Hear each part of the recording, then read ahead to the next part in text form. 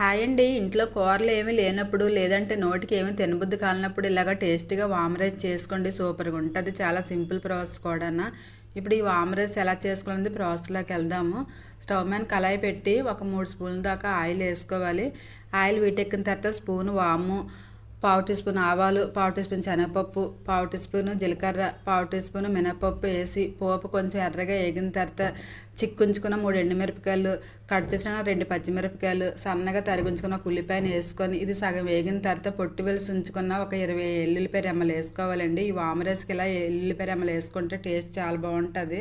ఇప్పుడు కొంచెం కరివేపాకు వేసుకొని చిటికెడు పసుపు వేసుకొని పోపుని బాగా వేపుకోవాలి. ఈ విధంగా వేపిన తర్వాత నేను ఒక పావు బియ్యం అన్నం వండి చల్లార్చుకున్నాను. ఇప్పుడు ఈ అన్నాన్ని మొత్తాన్ని పోపులో వేసుకొని రుచి సరిపడా సాల్ట్ వేసి అన్నం మొత్తం పోపు పట్టేలా కలుపుకొని స్టవ్ ఆఫ్ చేసుకొని సర్వ్ చేసుకొని తింటే ఎంతో రుచిగా వామ్ రైస్ రెడీ అయిపోతుంది. ఇది కానీ మీకు నచ్చితే లైక్